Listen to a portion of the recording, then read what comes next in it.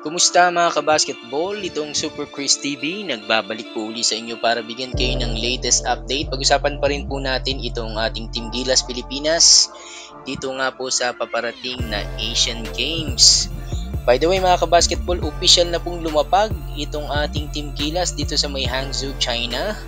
Kasama nga po dyan yung official Final 12 lineup.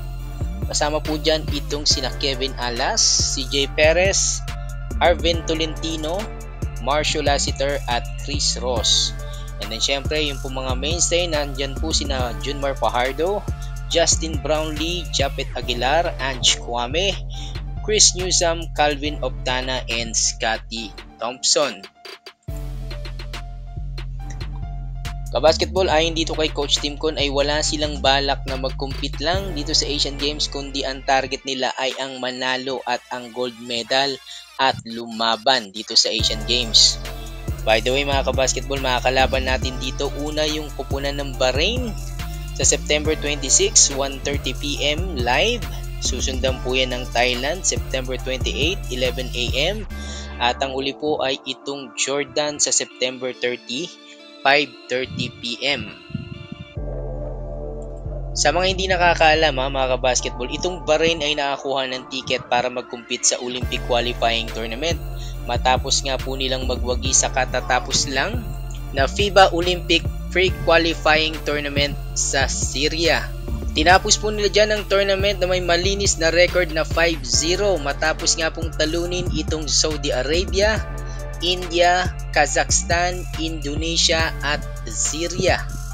Yung team ng Bahrain ay pinangunahan nitong si former PBA import Wayne Chizim at yung pong kanilang isang starter na si Muzamil Amir Hamouda. And by the way mga kabasketball, sa roster ng Bahrain, tanging itong si Wayne Chizim lamang ang may pinakamatangkad na height. Meron po siyang height na 6'8", habang si Hamouda ay merong height na 6'6". Pero yung kanilang mga point guard ay deadly mga kabasketball dahil marami silang outside shooter. Dahilan para walisin itong Bahrain yung kanilang group stage na merong kartada na 5-0. Ayan. So magandang laban yan at magandang matchup dito kay Justin Brownlee kontra dito kay Wayne Chizim. Sa tingin ko mga kabasketball, bibigyan tayo ng magandang laban itong Bahrain. At sa tingin ko kailangan masabayan natin yung kanilang mga outside shooting o yung kanilang mga shooter sa labas. Dahil hindi rin biro yung kanilang naging laban dun sa group stage para walisin yung kanilang group 5-0. Kaya sa tingin ko ay meron ding sinasabi itong kupunan ng Bahrain. Ayan. Ikaw kabasketball, ano ba ang iyong masasabi dito sa kupunan ng Bahrain at sa kanilang magiging matchup? Pag-usapan natin yan mga kabasketball. Thank you for watching and please subscribe, like, and share our videos.